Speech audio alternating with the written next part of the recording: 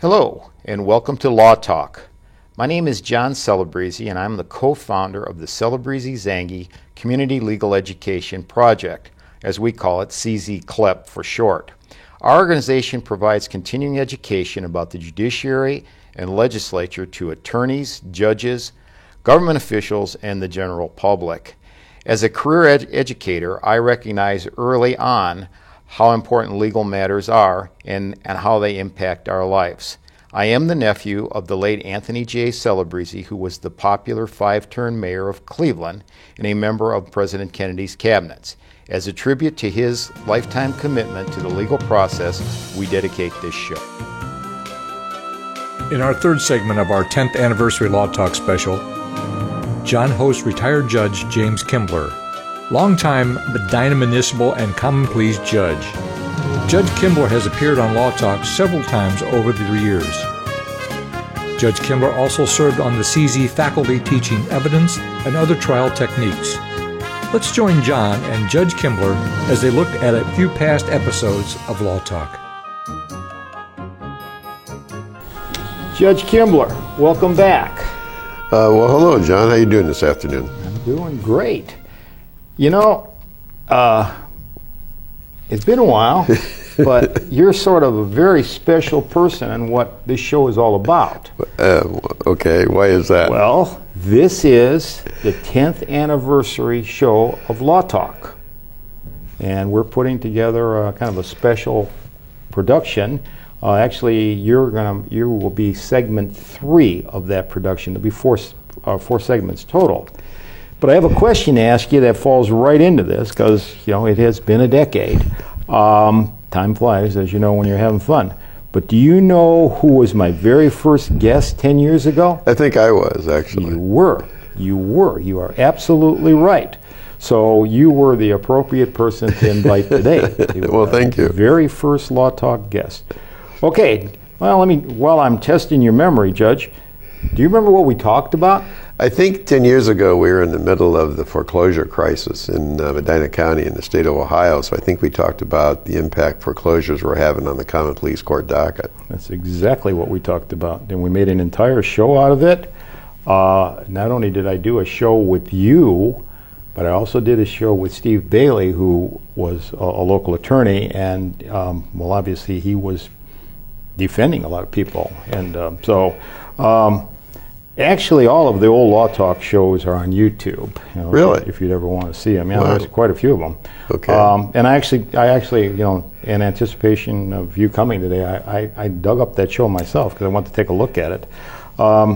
So again, 10 years ago, you were on the Common Pleas bench in Medina. I guess I'd ask you this question, you know, in retrospect, looking back a decade. How bad was that problem? It got up, the foreclosure docket got up to close to 50% of our total docket in the Medina County Court of Common Pleas. At that time, we were probably running maybe a little under, just around 1,000 cases a year, both civil and criminal. Probably about 600 of our cases a year, maybe a little bit more than that, were civil. So we were probably running between 250 and 300 foreclosures every year. Sounds pretty bad.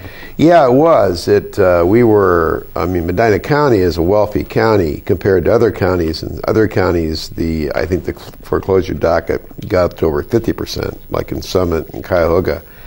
It was certainly a stressful time for both lending institutions and homeowners in the state of Ohio in Medina County. Okay. Well, that's where we all started, Judge. We've talked about a lot of other things since then, but I guess before we leave it, I mean, it's retrospect now, looking back on it. It was it kept you and your staff extremely busy. It was a very troubled time, and that was right in a reasonably wealthy county, so it must have been worse in other places. What do you think caused it? I think a combination of two things. First of all, banks were engaging in investing in exotic mortgage-backed securities called collateral exchange swaps or collateral default exchange swaps, and that caused. I don't think they really understood what they were doing, and that caused a lot of uncertainty in the banking system, which kind of froze up the transfer of money. The other thing was, I think that anytime you have some sort of boom, whether it be a real estate boom, stock boom, you have a bubble, so to speak. When the bubble deflates, it's going to be very financially troublesome to the people. And I think we had across the United States, we had a financial or a real estate bubble that burst in 2008, 2009. I remember going with my wife, Joyce Kimbler, down to Florida one year in about 2009, 2010, and we were in a relatively upscale area for tourism, and they just had foreclosure after foreclosure after foreclosure signs out on all these pretty expensive condominiums and houses. Wow. So it was, some areas were hit more than others. Medina County certainly had its share. Sure. Well, Judge, we have the opportunity to look back. So let's take a look at our first law talk going back to 2008. Now, on one hand, foreclosure actions are very important to the banking system of the United States because people who loan money on real estate want to get that money paid back. I see. And how they do that is that they're encouraged to make loans because they know that if they secure the loan by a mortgage on the real estate, they can sell the real estate in order to satisfy the loan. And the flip side of that, so to speak, is that this allows people who probably could not afford to buy a house to buy a house. It also guarantees the bank that the people living in the house are going to have an interest in making sure the loan gets paid. So foreclosure actions are actions that are brought to sell the property to satisfy a debt. Now, we often think, or we usually think, about foreclosure actions being brought by banking institutions like savings and loan and mortgage companies. But the treasurer of the county can also bring a foreclosure action. And what the treasurer of the county can do is bring a foreclosure action to satisfy back taxes. Well, Judge, after that show, I hosted a lot of other judges on Law Talk. You included. And your wife, Joyce, actually. Yeah. But I think maybe you were instrumental in at least telling me about what turned out to be my show with the most influential judge that I ever had on the show. Not that you weren't influential, Judge. Okay. Do you remember who that was? Would it be Judge O'Connor, Chief Justice Maureen O'Connor, or Associate Justice Yvette Brown? That's what it was. That's right, Justice McGee Brown. That's right. She was a Supreme Court justice. She came to Medina. We did a very nice half-hour show. Actually, it was during the time where this facility wasn't built, but the original facility, which was in the old high school right down from us, was apparently demolished or not in operation. So we actually met downtown, and that was the venue for the show. But that was a show where we actually had an Ohio Supreme Court justice appear on our show. I guess for the benefit of my viewers,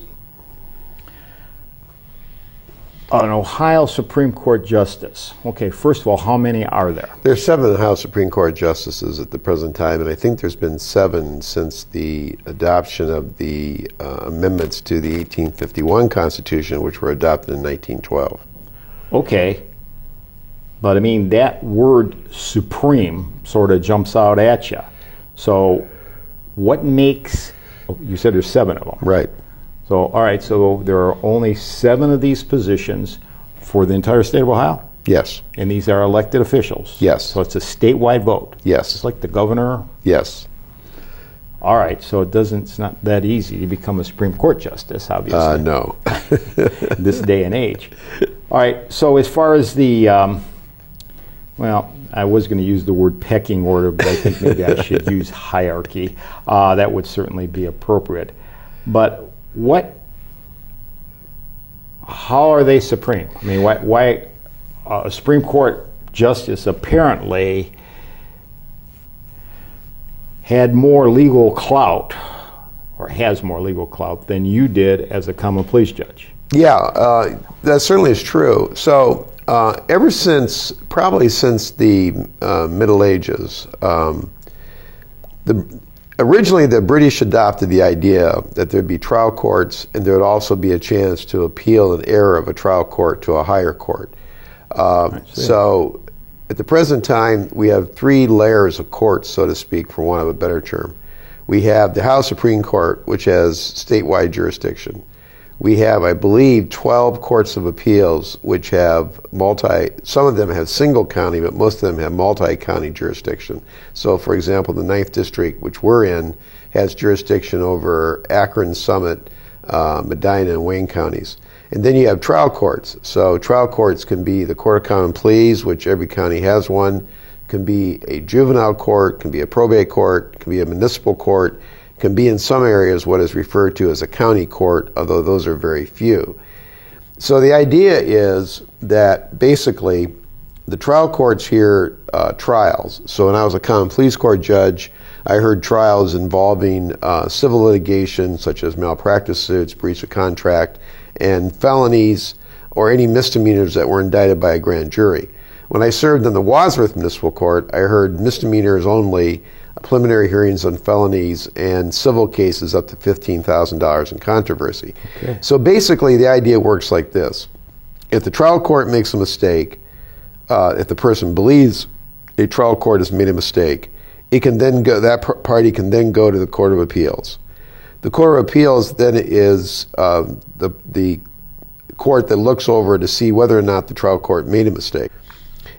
Everybody gets one appeal of right in Ohio under our legal system. Everybody who's a litigant in a trial court gets one appeal of right to the Court of Appeals. The Court of Appeals has to accept those cases from the trial courts.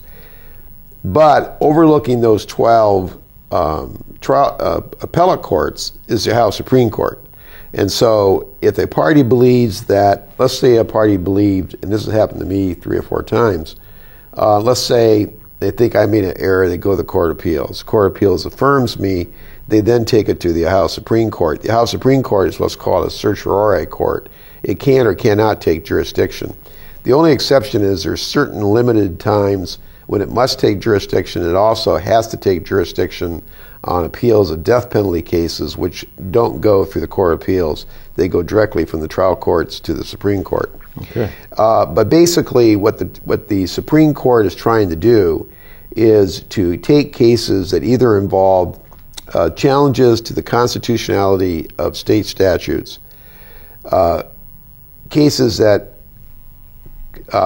concern the construction of state statutes, how they're to be construed by courts, or possible cases of public importance, or cases where there's been a conflict between one Court of Appeals and another Court of Appeals. So, for example, if they had a case where the Court of Appeals in the 9th District said a statute is unconstitutional and under the Ohio Constitution, and then another Court of Appeals said, no, that statute is constitutional, then the Supreme Court would take in that case perhaps to resolve that conflict. Well, I'll tell you what, Judge, let's take a look at that show I did with Ohio Supreme Court Justice McGee Brown. That was in 2012. Well, as the Supreme Court, we're different from the appellate court because we're not an error correction court. So by that I mean for 96% of people in this state, the appeals court is as far as they go. We are a constitutional court, so we make decisions about constitutional issues and about issues that have broad general impact to the entire state. I see. So most people will stop at that appellate court level. We only accept about 5% of the cases that come in. I see. That's interesting. Mm-hmm. So very, very small percentage, mm-hmm. Not error correction, but bigger issues, constitutional issues. That's right. Is it good law or is it bad law? Right. That sort of thing. Does it comply with the Constitution? Yes. Okay. Interesting. And Judge, by my count, going directly back to what you just explained to our viewers, I think I had a half dozen appellant judges on the show. Which means you probably have had more direct conversations with appellate judges than most of the lawyers in the state of Ohio. Wow. Well, I counted them. And actually, I think you personally know some of these judges. Judge Dickinson, Judge Theodosio. Yes. I understand now in your retirement years you have actually been sitting by assignments in other courts. Yeah, I sit by assignment. I've been sitting by assignments by the Chief Justice and other courts, and one of the ones I go to a lot are the courts that sit in Summit County. Okay. So I've been in the Akron Muni Court, and I've also been in the Summit County Court of Common Pleas. So, Judge Lynn Callahan, you've actually sat in her? Yeah, I actually set her docket when she went to she was elected to the Court of Appeals in the 2016 election cycle, and so from from February 2nd of 2017 to June 30th of 2017, I was sitting her docket, so to speak, sitting her bench, because the governor had not yet appointed her successor, and so I tried. I was over there not every day, but I was probably over there 3 to 4 days every week. I see. Okay, so you know Judge Callahan real well. I know Judge Callahan's staff actually better than I know Judge Callahan. Yeah. I do know Judge Callahan, but I actually became pretty close to her staff too. Well, she appeared on Law Talk, and of course she is a member of the 9th District, which you just explained, which I guess takes in Medina, Summit, Lorain, and Wayne counties. Okay, so in the scenario where either you, Judge Joyce Kimbler, Judge Collier, ruled on a case, Sure. and the litigants were not happy with it, or they, as you said, possibly maybe there was a mistake or something, which is probably highly unlikely, but they would take their case to the 9th District Court of Appeals. Right, they would have the right to file an appeal in the 9th District Court of Appeals. There's certain procedural things they have to do, like make sure they file the notice of appeal on time, make sure they comply with the briefing schedule. But there will be a hearing, assuming they do all that. The 9th District Court of Appeals will hear the case, and under Ohio law, they have to address every assignment of error that is made by the appellant. I see. And there can also be a cross appeal. For example, one litigant, let's say the plaintiff in a civil case, person bringing the lawsuit could file an appeal, and even though initially the defendant was not going to file an appeal, once the plaintiff files an appeal, the person defending could also file what's called a cross appeal. So you could have several assignments of error that the Court of Appeals had to address. Okay. It's a pretty research-intensive job. Yeah. You know, we're going to take a look at that show here just in a second, but maybe a little bit as a side. I actually, well, as you know, I've been practicing Medina for a while. I actually did argue an appeal to Judge Belfance and two of the other justices some years ago. But I guess the point I want to make about it, the fact that I did, is not that significant. But it was in your courtroom. That's right. They sit in Medina County once a month, and they sit in Wayne County once a month. They sit in Lorain County twice a month, and they sit the rest of the time, I think they're in Akron, Summit County. So they're like a circuit court. Yeah, and the great thing about being in that courtroom, the great thing about being the judge in courtroom number 2 in Medina County, where I was located, is that because the Court of Appeals comes there, we have an extra wide bench. Yeah. So we have a pretty big bench, and so you can actually, that comes in handy sometimes because you want to talk to the attorneys outside the presence of the jury, or at least not have the jury hear you. With that big bench, you can just scoot down to the one side and the jury can't hear you. Oh, how about that? Okay. Well, Judge, let's take a look at Judge Callahan's we're show. We're strictly looking at the legal and constitutional issues, so Okay. It's not the retrial. Now, when I've seen your colleagues, and I'm sure you'll be there as well in Judge Kimbler's courtroom, there's 3 of you up there. Correct. Okay, so each of you, at least the oral argument part of it, the lawyers are approaching you, both sides, and they have an appropriate amount of time to, well, I kind of hate to say make their case, but they are sort of making their case. They're bringing whatever issues that they feel was an error, and okay, but you got to listen to it. Your 2 colleagues do, but do we get a meeting of the minds here someplace? Usually, often. Now, and keep in mind, they've already briefed the issues, so before we listen to them, we've had a chance to read their Okay. briefs and reply briefs, and Sure. so we've had a chance to maybe not look at the record yet, but look at the legal issues and even maybe a little advance on some research. And that's probably the biggest change from municipal and common pleas court, where I acted solo. Sure, and sure. now I act with two others at all times. And the good news is you get to bounce ideas off someone else and glean from their wisdom and their experience. And but if we don't agree, you certainly have the option of writing a dissenting opinion or even a concurring opinion. But well, Judge, not to diminish the importance of any Ohio court, but there seems to be, my notes, Your Honor, said pecking order, but I think I'm going to say hierarchy now. I think that was an excellent suggestion you gave me. But there is a hierarchy. What court follows the Court of Appeals on the hierarchy? Supreme Court of Ohio. No, the Supreme Court of Ohio is you the mean, highest. are you going down? We start with the Supreme Court. Right. That's the top. And then the Court of Appeals Court are of next. Appeals, which you've explained. And then the both. trial courts. Okay, so now the trial court. In Medina County, that would be the Wadsworth and Medina Municipal Courts, the Medina County Court of Common Pleas, the Medina County Domestic Relations Court, the Probate Court of Medina County, and the Juvenile Court of Medina County. Okay, so on a hierarchy, common pleas or municipal, which one's higher? Well, that's not how I think I would look at it, because they're all equal courts in the sense that they all have defined jurisdiction. So I would not think of it as a hierarchy. What I would think of it as that the municipal court has one job to do, the Court of Common Pleas has another job to do, just like the probate and juvenile court judges have jobs to do. So I don't really think of it as a hierarchy. I think of it more as different functions. Probably, in some respects, the common pleas judges have more power in some respects than a municipal court judge, because they have the power to issue injunctions, to grant what is called equitable relief, and those are very limited for the municipal courts. On the other hand, municipal courts hear all misdemeanors committed in their jurisdiction that get filed with them, whereas a Court of Common Pleas can only hear a misdemeanor if the grand jury indicts it. For that matter, we can only hear a criminal case in the Court of Common Pleas if the grand jury indicts it. But the crimes themselves, Judge, I mean, you did both, actually. Sure. But the maximum penalty for a misdemeanor in the state of Ohio, I think, is 180 days in jail and a $1,000 fine.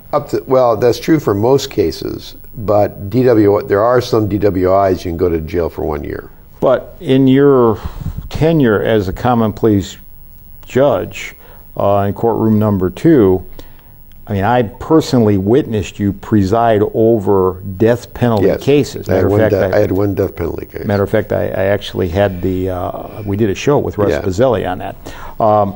So, I mean, I guess I'm getting your meaning here. One's not more important than the other, but sentencing somebody to death versus 180 days, that seems to be a significant difference. Well, I never thought of it quite that way. I've never thought of the difference in the sentencing being that determinative. I can see why you say that.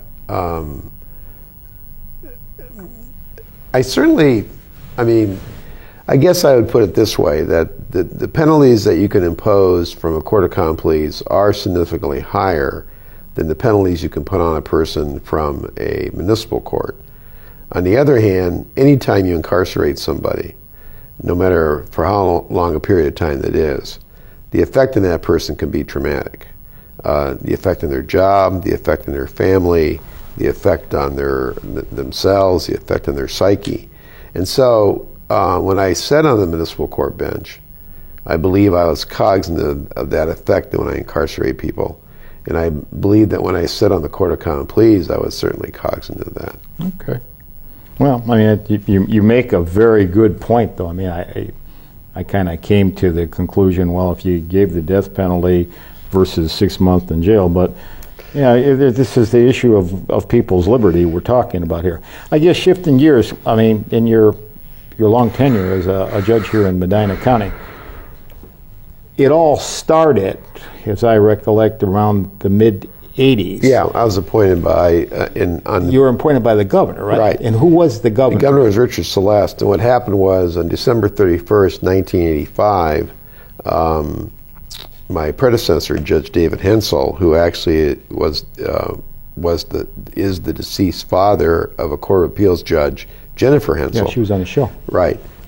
He died, and under Ohio Constitution, the governor appoints until an election can take place the successor for all judges that are, whether it be a Supreme Court justice, a Court of Appeals judge, or any trial court judge. The governor appoints a person to be that to fill that position until such time as there's an election for that position. So he appointed you. Right. You went to the municipal bench. Right. But at some point in time, you had to stand re-election. Right. I ran. So I was appointed in February of 1986, and I was a candidate in the November of 1987 election, and I was elected then for 6 years. And I stood election again in 1993, but I was unopposed. And then I decided to run before my term was out. I ran in 96 for the Court of Common Pleas and was successful. Because that now created a vacancy, then the governor at that time, who's a different governor, of course, appointed Judge Steve McElvain to fill my position. Oh, okay.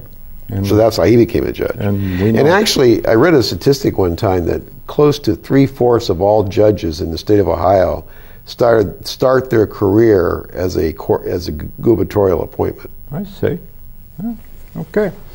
Well, it's interesting.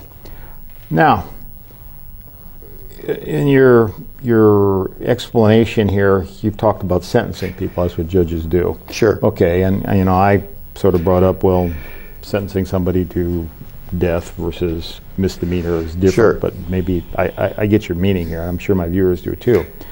But at one time, and actually, I looked it up. It was 2009. I had you back after, I had you back a couple times over the years. But we spent an entire show talking about sentencing. Now, I don't know if you remember that show. I had forgotten that. Well, we did.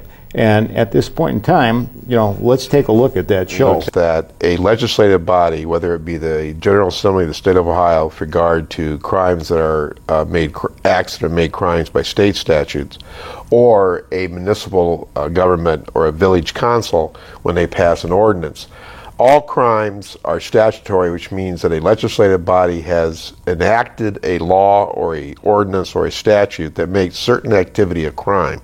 So I see. So when I say all crimes are statutory, that means that somewhere when a person's charged with a crime, whether it's a contribution, you've been a good sport about being on Law Talk on numerous occasions. We talked about a lot of relevant issues, I think, as we've indicated today, sentencing. I understand in your retirement years you're even doing some private judging. I am, yeah. In fact, I have a case scheduled to be, I'm going to be a private judge in a couple cases. One, I think, the week after next, and the week after that. Okay. So. And I understand you're doing a little mediation work. I am doing some mediation work. It is interesting to be a mediator because when I'm a mediator, I'm not the one making any decisions. Yeah. And that's actually probably been good for me from a ego standpoint. Well, once again, Judge, speaking for all of us, we certainly thank you for your contribution to Law Talk, and it's great to have you. Well, thank you, John, for hosting Law Talk for the last 10 years. This has been an opportunity that you've taken both as a former educator and as a lawyer to educate the public about the law, and as a person who has to deal with the public and would sometimes want them to have more information about what we do, your show has been invaluable. So thank you. Well, thank you, Judge. In this final segment of the 10th year anniversary Law Talk special, John reminisces about his uncle Anthony Celebrezzi, the famous 5-term mayor of Cleveland and member of President John F. Kennedy's cabinet. Mayor Celebrezzi's lifelong commitment to law earned him the privilege of having the federal building in Cleveland named in his honor. Let's join John now. Welcome to our final segment of our 2-hour 10th anniversary show. As the host of Law Talk, I've had the honor of interviewing numerous judges, attorneys and others right here in the WCTV studio in Wadsworth, Ohio. It is because of the dedicated staff here at WCTV that Law Talk is possible. We affectionately refer to the staff as the 3 J's, John, John, and Joanna.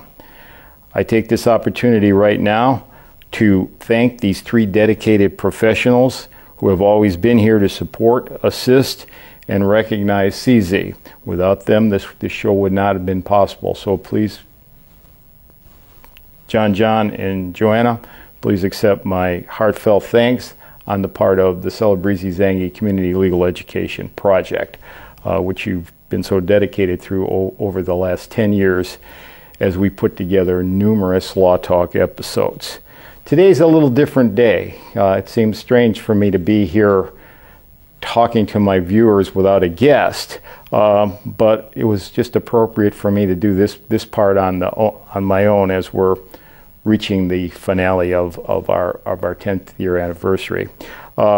Throughout the other segments, we've shown viewers small portions of Law Talk episodes, and if you've got this far in watching the show, you know that, featuring many of my guests. I mean, but now, as I said, we've reached the finale. I think it's appropriate to spend some time talking about the man who inspired the show, and he happens to be my uncle, my late uncle, Anthony J. Celebrezze. We affectionately refer to him as Uncle Tony. After all the shows that we've done and tributes that we've done to him, my CZ staff, probably the WCTV staff, everybody knows who I'm talking about when I talk about my Uncle Tony. But I guess today I should sort of introduce him to you maybe in a little more detail. My Uncle Tony was an outstanding public servant, and coming from a very humble beginning, along with his 9 siblings, one of them being my father. My uncle was raised by my grandparents, Rocco and Dorothy Celebrezze. They were proud Italian immigrants who came here about the beginning of the 1900s looking for a better place to raise their children, like many, many people did. Uncle Tony is a classic example of the American success story. He worked as a paper boy, a custodian, a factory worker, a truck driver, a railroad laborer, and a boxer. But what makes it somewhat significant, he did all these things on his way to a position as a cabinet member for John Fitzgerald Kennedy, the President of the United States. Uncle Tony was, in fact, the Secretary of Health, Education, and Welfare during the early 60s, and on his watch, a lot of landmark legislation, including Medicare and civil rights laws, were passed. So I always take this opportunity to share what I consider one of my favorite props, if you will. This is a picture. It was taken in July, I think, of 1962. It's on the White House lawn. And I think you can see there's President Kennedy. And on the other side of the picture is my uncle. And that's pretty much my family there, as they all celebrate him being sworn in as the Secretary of Health, Education, and Welfare. Now, you might not be able to read the inscription on it, but I'm gonna go ahead and read it. It kind of means a lot to me. It says, "To John Celebrezze, with best wishes," but then he writes, "Uncle Anthony J. Celebrezze." So I guess, as I've said on numerous occasions, a lot of Italian guys have an Uncle Tony, but mine's pretty special. Uncle Tony's legacy lives today. Those of us who have taken care of loved ones, and reaching age 70 myself, I am now eligible, know that Medicare has been a pretty significant piece of legislation affecting all of our lives, even though it's many, many years since Uncle Tony somewhat mentored this through Congress, along with Lyndon Johnson and President Kennedy. A story that he often told me, which I'll repeat for you today. He said he was having a discussion with President Kennedy, President John Kennedy, who was his boss. I mean, he's the man who as you can see from that picture, selected him to be in his cabinet. And the conversation was taking place in November of 1963, and I guess the last thing that the president said to my uncle is, "Tony, I'll talk to you when I get back from Dallas." But I guess we all know President Kennedy never made it back from Dallas. It's kind of special to have a member of your family who could tell you stories like this that really happened, and for me it was particularly special. I spent a good deal of my life as a school teacher. I taught history and social studies. Later on went on to be an attorney, and that's pretty much what Law Talk is all about. But all of this was inspired by my uncle Tony, and he really set a good example for all of us. Anyway, taking a look at how the show sort of dovetails into Uncle Tony's long career. Uncle Tony was a graduate of Ohio Northern University School of Law, and we're talking about, I believe he graduated in 1936. He's considered, to this day, one of Ohio Northern's probably most prominent graduates. And to honor him, every year, they have a moot court competition, and it's entitled Anthony J. Celebrezzi Appellant Advocacy Competition. And interestingly enough, if you followed our show for the last several years, I always attend this competition because I'm a member of the Celebrezzi family. And then I typically invite the winner of the competition to be here on Law Talk.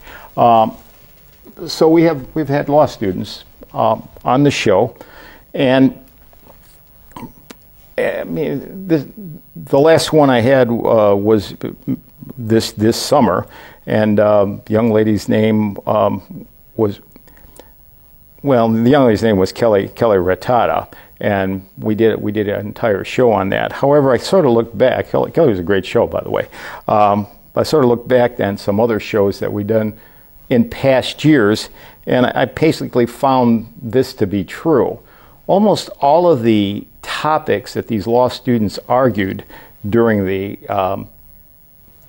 moot court competition at Ohio Northern were real issues, and they were before the Ohio Supreme Court. So interestingly enough, I had the winner of the competition here at the studio here in Wadsworth, Ohio, usually in the summer following when they actually argued. The competition was in the spring. So I guess the point of all this, they argued a real case that was decided later in the summer by the United States Supreme Court. And most of the issues were controversial and significant.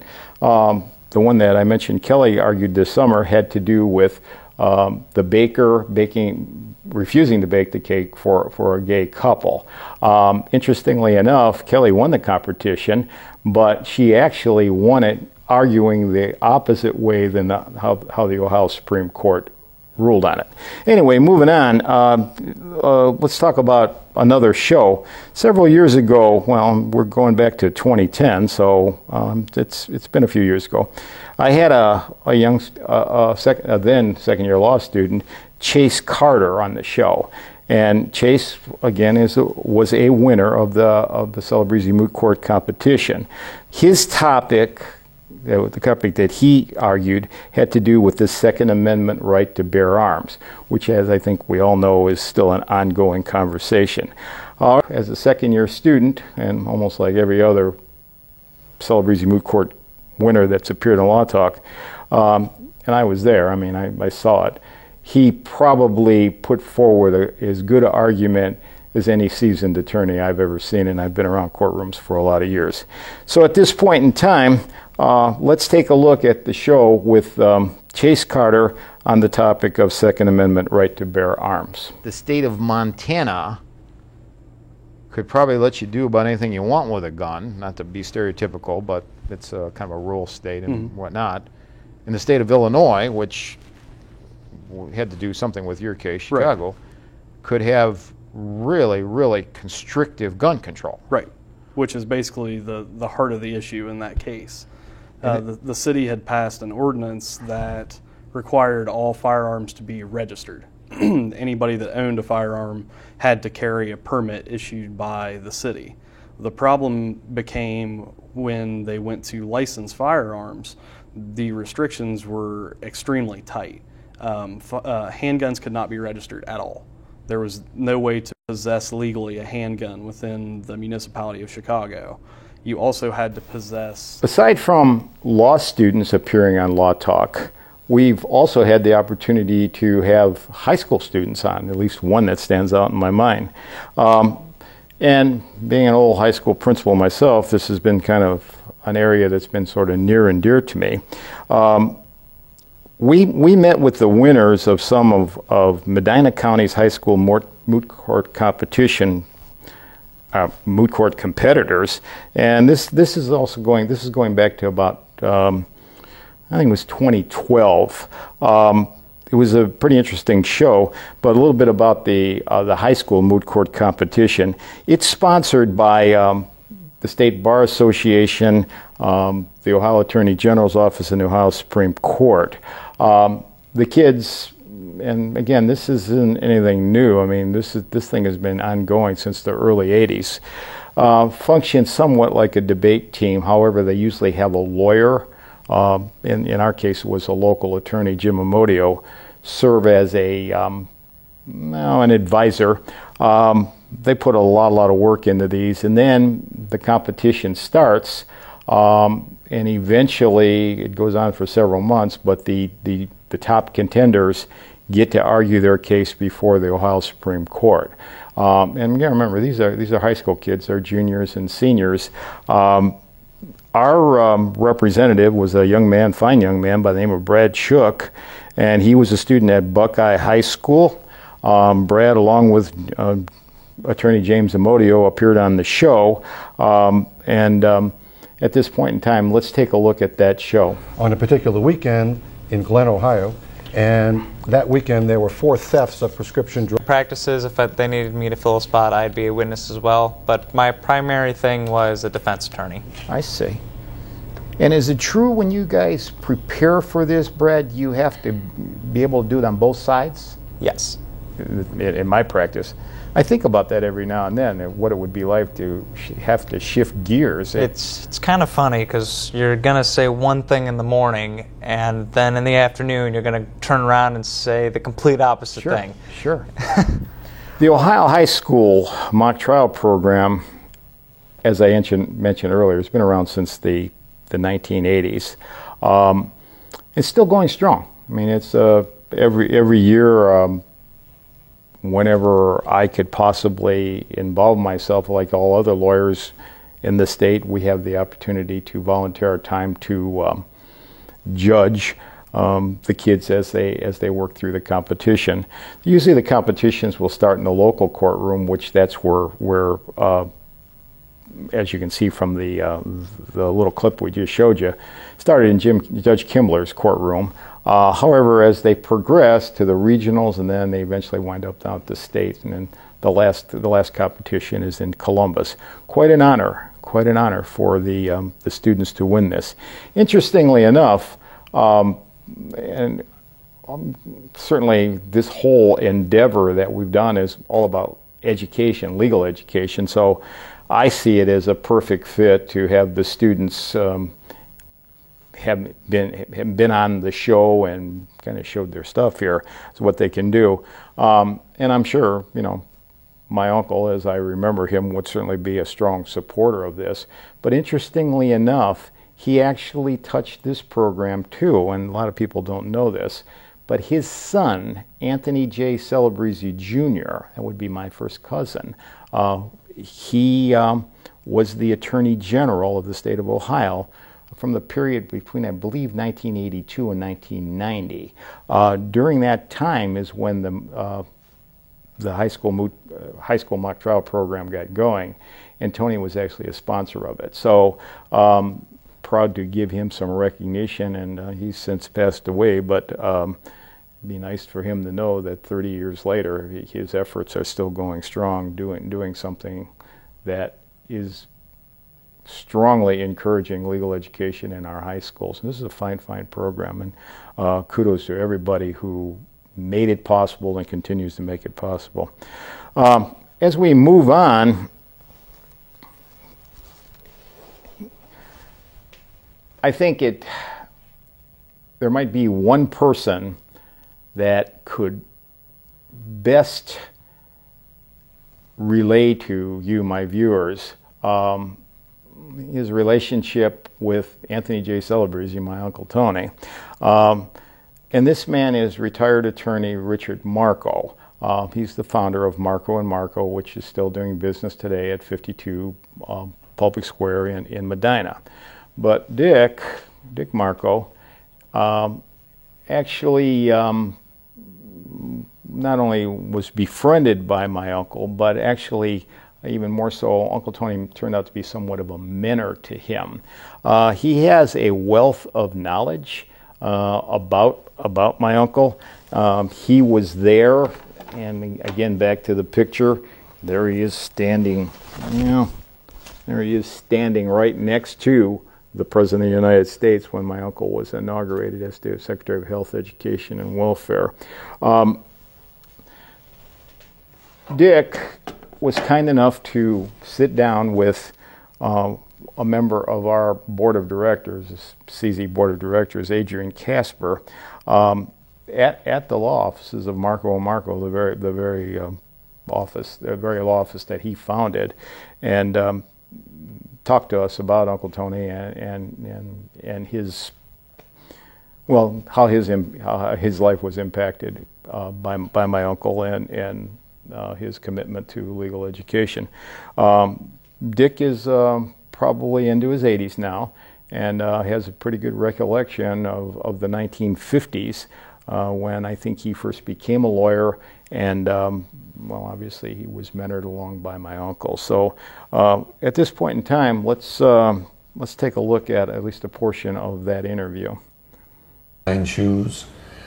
He would walk the railroad tracks where his father worked as a laborer and pick up pieces of coal, and bring them home to be used in the winter. He worked very hard all of his life. In fact, he worked his way through college. He went to Penn State, Penn College, and then John Carroll University, all the time working as a truck driver or a laborer on the railroad tracks. He even did a little boxing. When he graduated from Carroll, he went to Ohio Northern University Law School. When he graduated from there, he returned to Cleveland and started practicing law. It was in about 1938. And at that time, he went into private practice? He went into private practice and got married. As a matter of fact, he married my dad's sister, Anne. And that's how he came to be my uncle. I see. She was a school teacher, and he often said that if I had her brains, think how far I could have gone. Sounds like he had a lot of respect for her. He did. He loved her, and they stayed together until his death. They were together about 67 years. How did he begin his career in public service? Well, he was always interested in public service, as were other members of his family. He started, as I said, he started practicing in 1938. In 1951, he decided to run for the state legislature and was elected easily. Stayed there for a couple of years, but resigned when then Governor Lauschie and Louis Seltzer and several other prominent citizens suggested that he run for mayor of Cleveland, which he did, and was easily elected. I see. And did he serve one term as mayor of Cleveland? He actually served 4 terms and was elected to a 5th, which was unprecedented at the time, and he won by more than 72% of the votes. It was at that time that President Kennedy took a particular interest in him, offered him a lifetime job as a federal judge, but Uncle Tony refused that at the time because he was in the process of running for his 5th term. About 2 years later, President Kennedy offered him a position as Secretary of Health, Education, and Welfare, which Uncle Tony accepted. I see, and I have a photograph right here, which I see that you are in this photograph right here, and Uncle Tony is right here, along with President Kennedy. What can you tell me about this day? Well, this was his inauguration as Secretary of Health, Education, and Welfare. President Kennedy offered a family photo, and this photo was the one that was taken. I was standing, this was in the Rose Garden, incidentally. I was standing back, and Kennedy tried to get me to come up. He waved at me, and I started moving forward, and two men kept standing in front of me. Kennedy laughed and grabbed a hold of me and just pulled me up. Later told me that they were Secret Service agents assigned to protect him. Oh my God. But it was an interesting time, and Uncle Tony did a great job as Secretary of Health, Education, and Welfare. In fact, he was the last one after he resigned. The department was broken up into two separate divisions. While he was Secretary of Health, Education, and Welfare, he did some notable jobs that I'm sure you're familiar with. Such as the Civil Rights Act of 1964 is one, I believe. I knew you were going to ask me about it, so I brought a note along that I wasn't.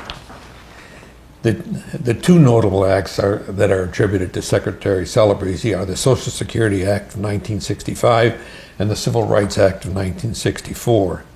The Civil Rights Act of 1964 was adopted pretty much while Kennedy was still president, before he was shot. And it provided for that outlawed discrimination based on race, color, religion, sex, or national origin, and prohibits unequal application of voter registration requirements, racial segregation in schools and employment and the public. This act has been is still currently being worked on, particularly in the area of women's rights. The other act that it was notable for was the Social Security Act of 1965. This was primarily under President Johnson. The original Social Security Act, passed in 1925, did not provide for medical assistance for the elderly and for the ill. The Social Security Act of 65 provided for that medical assistance, and is known as Medicare and Medicaid, and is currently still very active. Yes, definitely. When he was finished with his role as the Secretary of Health, Education, and Welfare, did he retire at that time? Did he continue his work in Washington? No, he did not retire. As a matter of fact, when he did go to resign, he talked. There were two interesting things going on. Before he resigned, President Johnson was going to run for re-election and asked Uncle Tony if he would like to serve as his running mate. Uncle Tony informed him that, well, you have to change the Constitution in order to accomplish that. I wasn't born in the United States. Really? He was not aware that he hadn't been born in the United States until he went to enlist in the Navy during World War II. It's when he first learned that he was actually born in Anzi, Italy, and came to the United States when he was 2 years old. I see. President Johnson thought that was hilarious. But then the other factor when he went to resign was he told President Johnson that he could no longer afford to live in Washington on the $25,000 a year salary that he was receiving at that time. He was afraid he was going to lose his house. President Johnson replied, and I wrote that down too because I thought it was an interesting quote.